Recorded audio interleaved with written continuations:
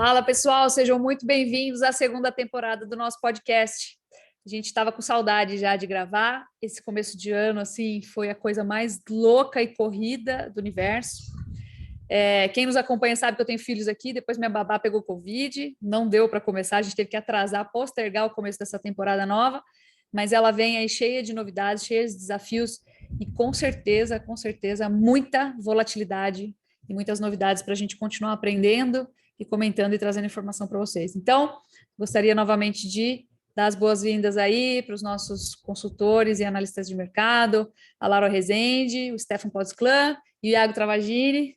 Sejam bem-vindos, turma. Vamos lá. Vamos começar falando aí de mercado pecuário. Todo mundo deve estar com saudade aí dos nossos comentários, né? Eu recebi vários pedidos já de quando que volta o podcast, quando que começa de novo. Agora, dando início à nossa segunda temporada, olha só, daqui a pouco nós estamos ficando velho, né? Se Deus quiser. E então a gente começou muito agitado aqui na empresa, mas o mercado pecuário começou o ano mais lentinho. E isso é sazonal, isso acontece, né? Todo ano a gente tem aí um janeiro bem mais lento. Tanto porque os agentes estão fora, quanto porque o movimento de mercado doméstico, o meu movimento de varejo costuma ser muito fraco em janeiro, né? Desapontar sempre e se manter aí nessa lenga-lenga que não leva o mercado para lugar nenhum. Então a gente viu até a bolsa reduzir a volatilidade, o mercado está lateralizado já faz umas semanas, não traz grandes novidades nem grandes rompimentos. E eu queria começar discutindo aí, fiz até uma cartinha aqui, a gente já discutiu um pouquinho antes, né? Nós fizemos uma pauta para tratar. Queria começar discutindo oferta curta. Eu acho que nós tivemos aí a boa sorte de pontuar o que está acontecendo hoje lá em setembro e outubro, né? Que foi quando nós tivemos que suspender as exportações por conta do problema da encefalopatia espongiforme bovina, vaca louca atípica, né, não transmissível, vaca louca falsa, né, vamos falar assim, acho que é bonito esse nome, vaca louca falsa, bem didático. E lá a gente falou, nossa, o temor está tão grande, o terror está tão intenso que provavelmente ninguém vai confinar. Aqueles confinamentos que giram o ano todo, né, eles provavelmente não vão ter boi para oferecer entre janeiro e fevereiro. Dito e feito, hoje nós temos uma oferta curtíssima, né? Só que agora a gente sabe que começa a transição de boi de confinamento, boi terminado em coxo, para boi de pasto. Começou a entrar um pouquinho, mas a gente sofre assim gravemente os efeitos, primeiro, da baixa pluviosidade do ano passado, segundo, das geadas recorrentes em importantes regiões produtoras. Então, eu vou tomar como um exemplo aqui, bem didático disso que eu estou querendo dizer. Mato Grosso do Sul tem regiões aí com pastagens, inclusive alguns clientes nossos, com pastagens extremamente bem manejadas que morreram por conta das geadas sucessivas, mesmo com adubação. Lígia, só fazer um parênteses dessa estiagem agora de fim de ano também, né? Exatamente. Que pegou Mato Grosso do Sul em cheio e, novamente, aí mais um fator de dificuldade. E a gente tem esse contraste, né, o Stefan? A gente tem o contraste entre chuvas excepcionalmente volumosas agora, nas primeiras semanas de janeiro, virada de Natal para Ano Novo e primeira semana de janeiro. Aqui não parava de chover, tinha 3 tempestades por dia. Eu nunca vi um troço desse. A gente escutava a chuva vindo assim, as crianças corriam para fugir da chuva e começava. Ao mesmo tempo em que a gente tinha estiagem gravíssima no Paraná, ameaçando aí as safras, né? Então, nós temos, assim, uma situação muito divergente, né, em diferentes regiões do país, mas que trouxeram aí uma oferta, inclusive, de boi de pasto agora extremamente restrita. Em primeiro lugar, porque não tem pasto. E em segundo, porque, vamos falar a verdade, mesmo que tivesse, não deu tempo de engordar. Né? Então, todo mundo... eu lembro de... A gente conhece as figurinhas aí do mercado. Tem gente que analisa o mercado e opera ao mesmo tempo. E aí o cara fica enviesado, né? E eu lembro que lá em dezembro a gente até falou, ele destacaram aí, tá começando a entrar boi de pasto. Eu falei, gente, tanto faz, mesmo que comece, não deu tempo ainda de engordar. Então isso é muito residual, vai demorar para essa situação mudar. A gente sabe que a situação começa a mudar a partir de março, abril, né? Aí a gente já deu um tempinho. Mas esse ano foi bem sofrido, então nós temos, em decorrência disso, oferta bem curta, né? Tem frigorífico, hoje recebi notícia do Iago aí, frigorífico parando de operar, porque está com as câmeras cheias, não consegue desovar a carne. Acho que aí vem um segundo ponto que eu vou deixar para o Iago comentar melhor. Eu vou comentar de oferta, depois você fala de demanda, Iago, que acho que você está mais por dentro desse tema. E tem gente parando de operar, por quê? Não tem demanda, a oferta é muito curta, a operação de mercado doméstico está péssima, né? Péssima, oferta curta. Ô, Iago, aí eu queria que você trouxesse um comentário aí sobre demanda, né? Porque apesar de a gente falar que o janeiro ele é fraco, eu acho que tem algumas particularidades desse 2022 que dá para a gente trazer à luz aí de quem já conhece o mercado pecuário e informar os que estão começando a aprender sobre esse mercado agora. Bem, Lídia, eu vou até de maneira concisa tentar abordar um pouco de tudo o que o mercado interno tem mal respondido a esse momento agora de oferta muito curta, né? Porque a gente tem uma oferta intensamente curta, era uma coisa que a gente já esperava, como você propriamente abordou aí, a questão da reposição, da taxa de reposição dos confinamentos de águas, dos confinamentos que operam na chuva, ainda assim, ela estava muito baixa, então a gente já tinha esse olhar para que o mês de janeiro, e até se você complementa em 15, 20 dias até o mês de fevereiro, a gente ainda deve enxergar isso. Do ponto de vista da demanda interna, a gente está enfrentando uma situação muito ruim. Primeiro, porque a perspectiva de consumo interno da população está totalmente descapitalizada. Então, a gente olha para esse consumo interno e vê que o Brasil cresceu em 2021 após uma forte queda em 2020. A perspectiva desemprego recorde, né? Exato. Em 2022, a perspectiva de crescimento é PIF, é 0,29%. Então, a gente olha para esse crescimento econômico com uma taxa de juros que deve chegar na casa dos 11%, 12%, que desestimula o consumo. Você tem diversos indicadores que não mostram que o brasileiro, na média, vai consumir mais carne a ponto de puxar esse pilar de demanda interna para fazer com que o preço da carne suba muito mais. Quando a gente olha até em perspectiva, a gente falou isso no nosso relatório de recomendação, né, de RED, justamente sobre a dificuldade que o varejo tem de repassar o preço desde 2019, desde quando começou a crise. Então, o boi subiu, o atacado subiu e o varejo não acompanhou. Então, a gente ainda está vendo isso. A situação de venda de carne desossada está muito ruim. Tá? Hoje, o único corte que eu vejo que ainda está conseguindo sair de maneira padrão, que está ainda conseguindo sair alguma coisinha, é o contrafilé. Todos os outros cortes, desde o filé mignon, picanha, até os menos nobres, né? Aí todos os cortes do dianteiro estão com uma dificuldade muito grande nessa saída. Então, a carne desossada está muito fraca e agora, desde a última semana, a gente olha para a carne com osso recuando R$1 por quilo, e aí coloca mais pressão sobre esse boi gordo, né? Que a gente está vendo esse boi gordo andando de lado, pelo menos na bolsa, já faz aí alguns dias. Tem uma pressão dos dois lados, eu diria, tanto a oferta curta quanto a demanda interna, que também está muito ruim assim, para esse período do ano. Tem um sintoma disso, né, Iago? Só desculpa te interromper. Tem um sintoma muito forte disso, que está tendo devolução de produto por falta por qualidade. O que é qualidade? É próximo de data de vencimento. Sim, é produto que não escoa, né? Sim, sim. A gente até pontuou isso também, é uma outra questão, a questão dos produtos que estão para desossar, para venda no atacado desossado, que estão próximos do vencimento, e aí a gente tem muita promoção desse produto no mercado. Então, você acaba vendo preços de carne desossada no atacado justamente por estar próximo do vencimento com esse preço mais baixo. Então, é um cenário de demanda interna muito fraco, muito ruim nesse momento, assim, que contrasta justamente com a oferta muito, muito, muito curta. E aí, só para adicionar aqui dessa questão da demanda interna, além da gente ter uma demanda interna muito fraca, a gente está sofrendo uma competição que não é desleal porque é do mercado, mas você olha para o frango e olha para o suíno, eles estão nas mínimas. Então, essa relação com o frango e com o suíno não estimula o consumidor médio a sair dessa carne bovina para ir para carne de frango e para ir para carne suína, entendeu? Sim, Iago, eu até dei uma olhada aqui nos números que a gente tem aqui. A carcaça casada ainda deu uma recuada esse ano, né? No início do ano a gente tinha uma média aí de R$20,90, agora a gente está R$20,38, deu uma leve recuadinha. Já o frango, se a gente pegar dos primeiros dias do ano, aí dia 3, agora de janeiro, ele estava 6,31, foi para 5,57, que é uma queda aí de mais de 10%, né? Quase 12%. Suíno também saiu de 9,39 para 7,68, né, a carcaça especial suína. Então, uma queda bem grande também, em comparação à carcaça casada bovina, né. O dianteiro também, ele praticamente não recuou, na verdade, ele aumentou, né, subiu as cotações aí do dianteiro, que é o maior competidor aí dessas carnes de frango e carne suína também. Então, a gente consegue observar muito isso, a perda da competitividade cada vez mais da carne bovina, né?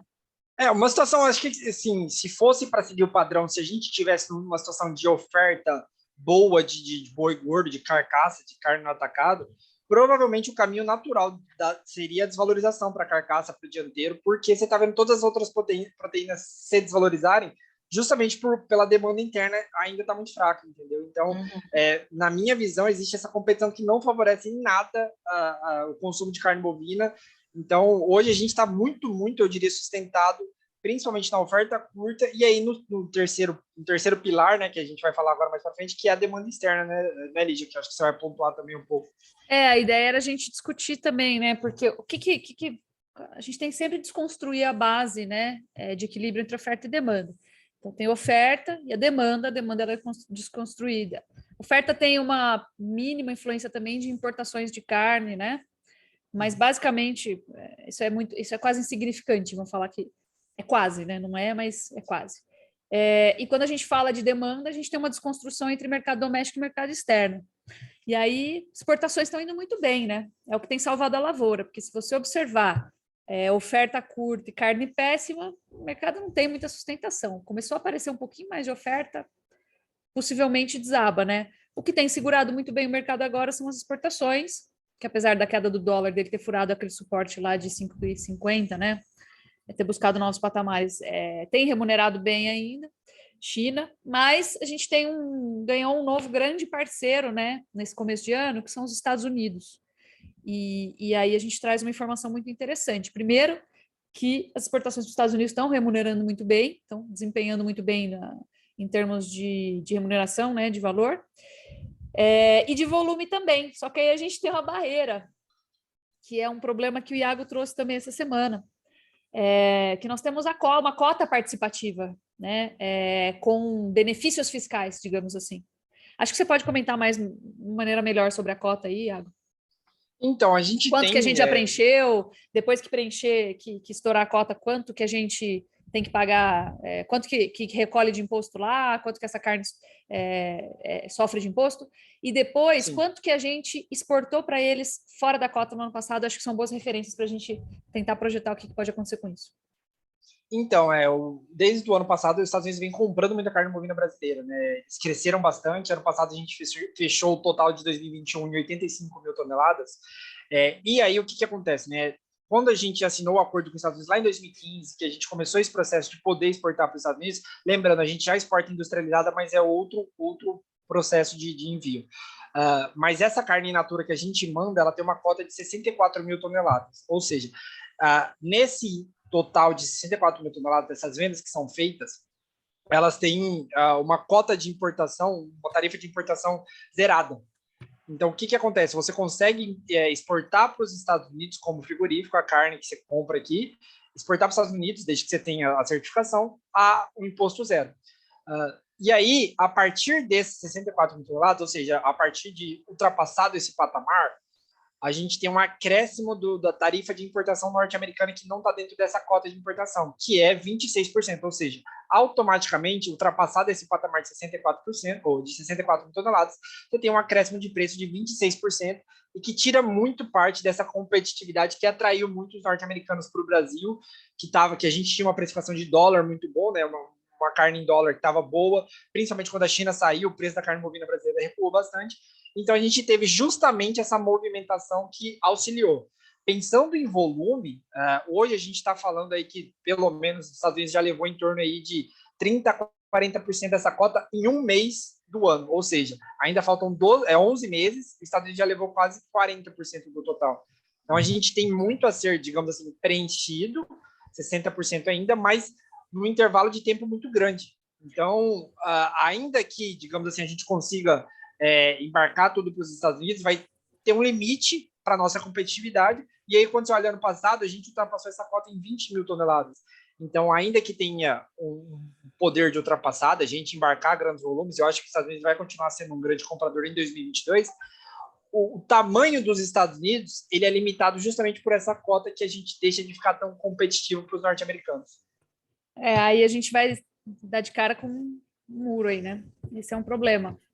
Exato. Eu acho então, assim, a gente tem que comemorar, né? Mas ressalvas aí. Eu acho que deve estar muita gente se perguntando aí por que os Estados Unidos estão importando tanta carne, né, no Brasil agora. Se pudesse responder para a gente, eu tenho muita gente que tem muita dúvida sobre isso.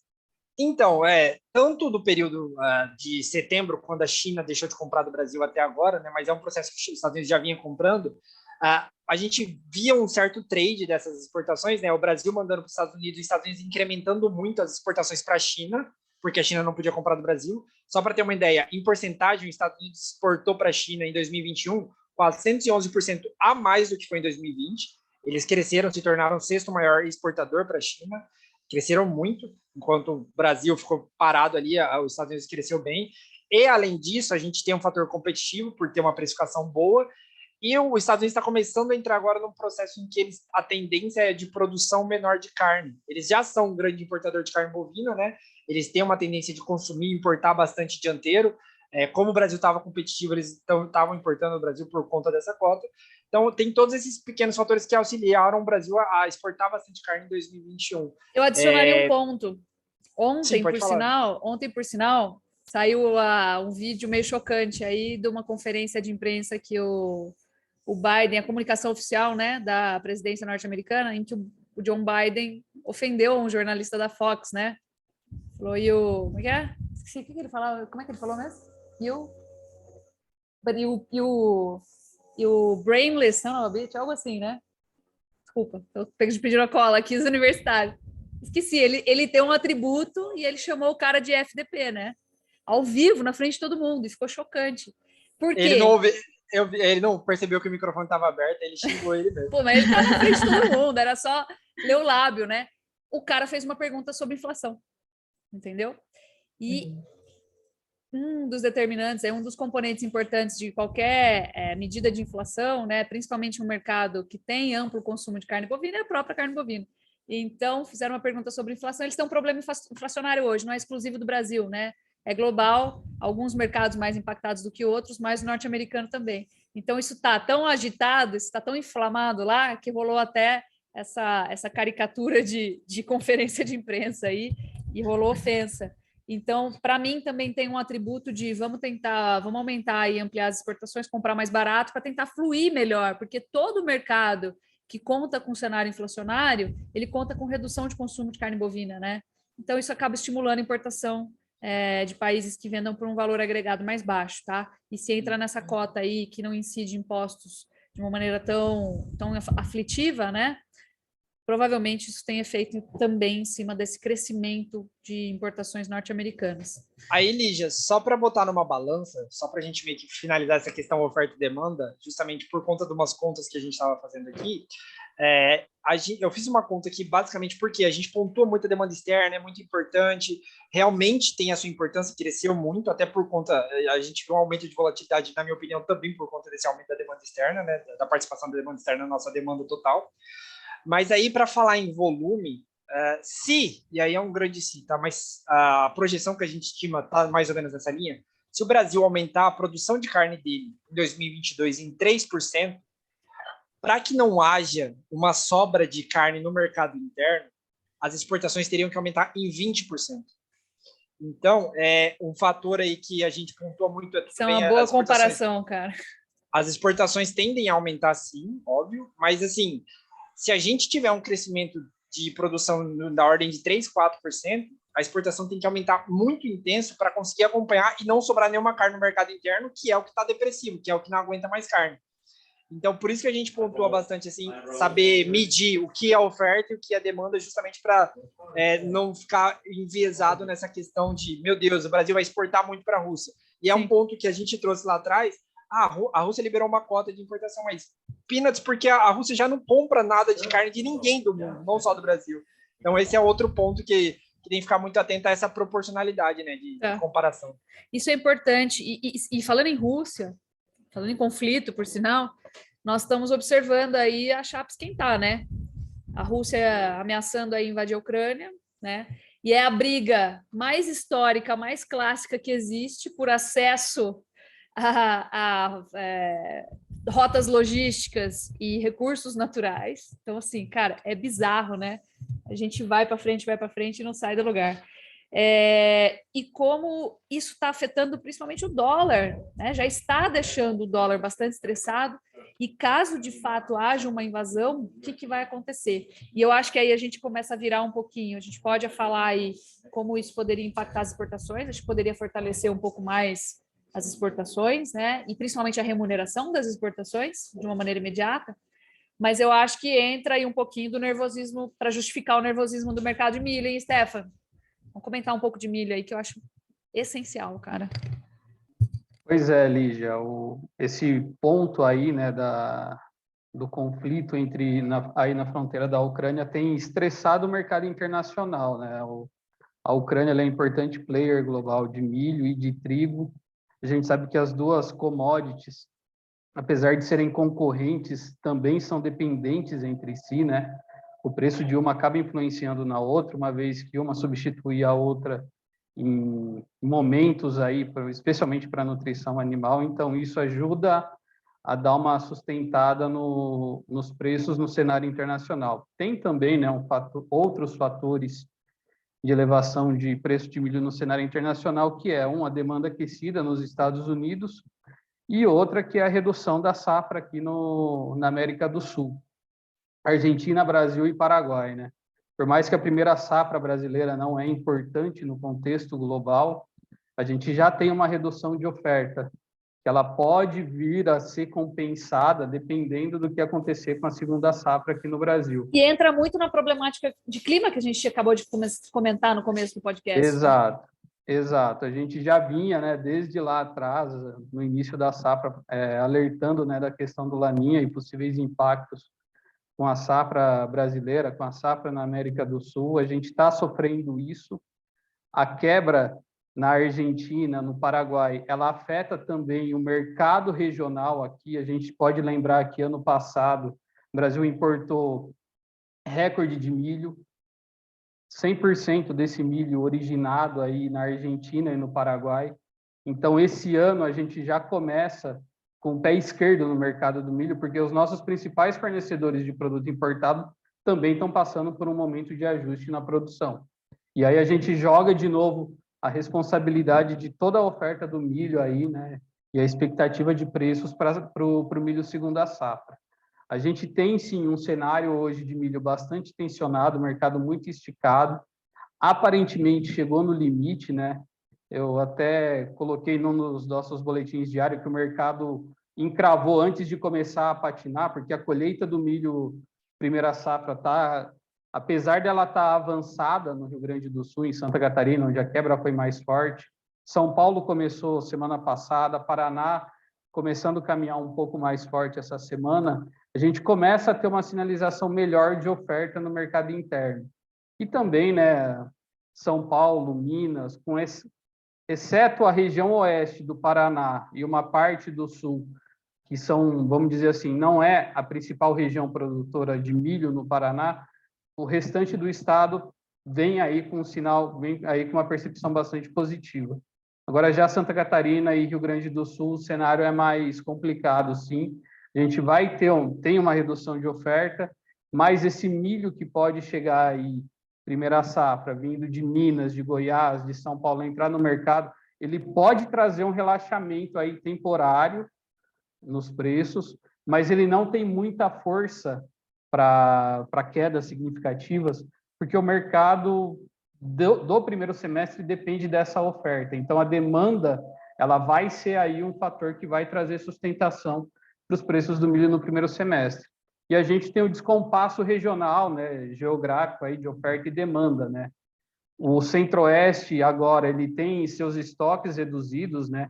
Até a entrada da segunda safra, entra aí num período principalmente a partir de março, de uma maior elevação dos preços, né? Fica mais evidente isso a partir aí de final de fevereiro, começo de março, porque você tem menor oferta disponível para comercializar. E aqui no mercado paulista, aqui para o sul, sudeste, a gente pode ter um período de relaxamento, mas é essa demanda doméstica aqui, né, que vai trazer que pode trazer esse efeito de anular queda significativa. E aí a gente volta novamente a depender do que vai acontecer com o milho segunda safra, e já entra aí a atenção, né, do mercado, que é a continuidade do Laninha, e que pode também aí, né, continuar com um clima mais irregular em Mato Grosso do Sul, no Paraná, durante o desenvolvimento do safrinha. Lá para abril, a gente já tem um corte mais significativo no Centro-Oeste, então a gente está nesse momento de atenção, né? Estamos com uma expectativa muito boa de milho segunda safra, de produção, que vai trazer uma redução de preço para o mercado doméstico, mas a gente ainda depende aí desses fatores de clima, apesar do calendário ser muito positivo, como que isso pode interferir na nossa oferta aí de milho a partir de junho, julho, aqui no Brasil. Stephanie, o clima pegou muito, assim, porque Minas, que é grande produtor, e Paraná também, um sofreu demais, igual a Lídia comentou, né? Um foi chuva demais e outro foi chuva de menos. Então, a chuva demais também, ela atrapalha, né? Tanto na formação do grão, isso aí você sabe falar muito melhor, nosso engenheiro agrícola aqui, mas é agrícola mesmo, né? Isso. Então, mais enchimento do grão, tem todas essas questões, e no momento da colheita também, né? O excesso de umidade, você tem dificuldade de fazer o manejo fitossanitário, o excesso de chuva não deixa você entrar com máquina, a alta nebulosidade, apesar do milho ser diferente da soja, ela influencia um pouco aí formação e peso de grãos, então tem outros aspectos aí que podem definir aí, né, o tamanho da oferta. Mas, assim, comparado com o que foi ano passado, a princípio a gente espera uma oferta melhor aqui, mesmo com essa redução de milho primeira safra. Esse ano, milho primeira safra, a expectativa é que seja melhor que ano passado em termos de produção.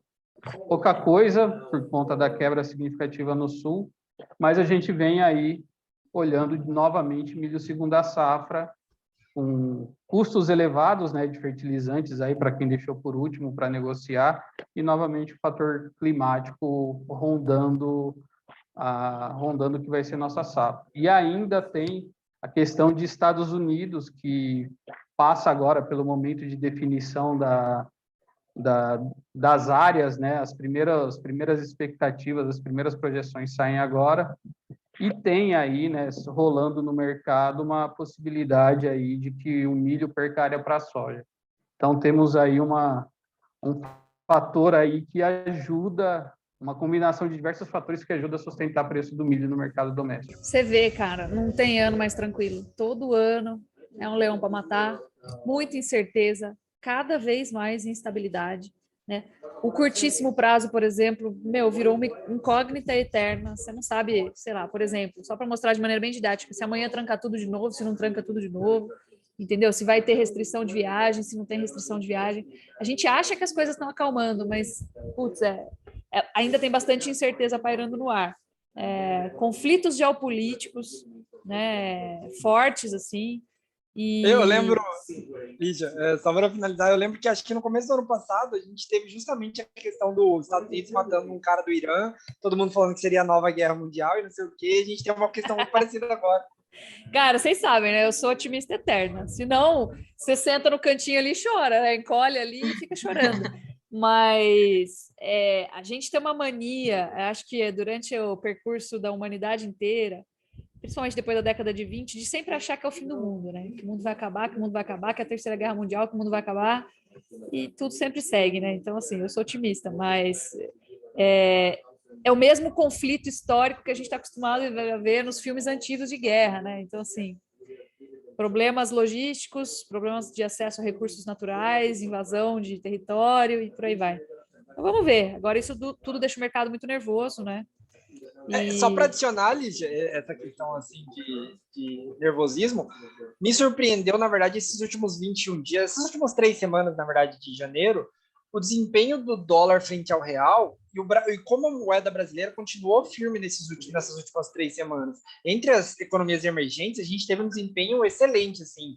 Enquanto o dólar caiu 5% aqui desde o início desse ano para agora, no Brasil, na Rússia aumentou 5% a moeda deles, né? A Índia teve uma estagnação. Se colocar em comparativo emergente, o Brasil e a África do Sul foram os melhores países em desempenho de moeda, né? Que é muito louco, né?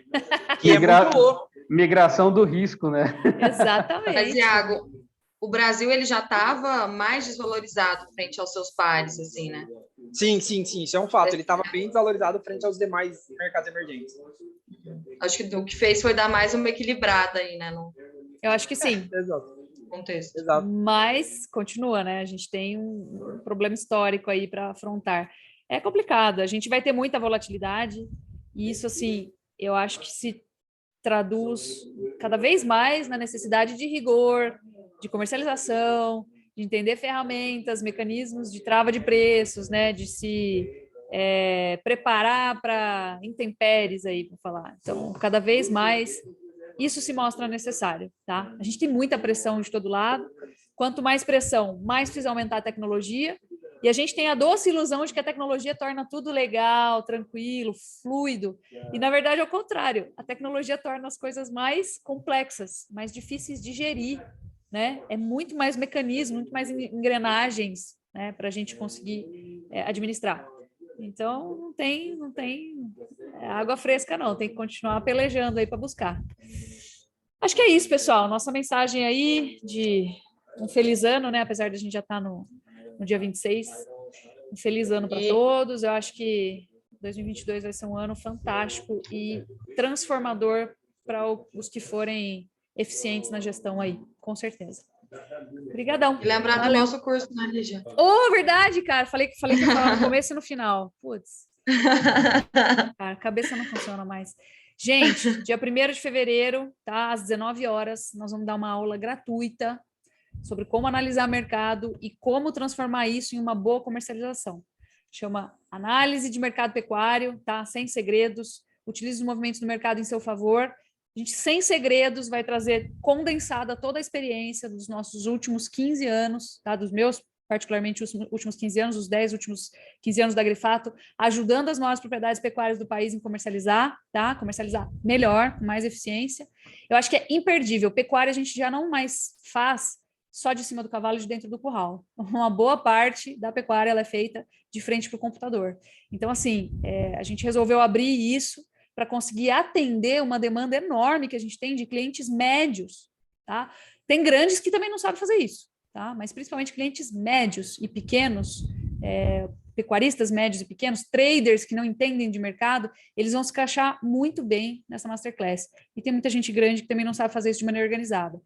Tem muita informação por WhatsApp, muito ruído, muita coisa louca, que a gente não sabe também mensurar na hora que recebe a informação, quanto ela impacta o mercado.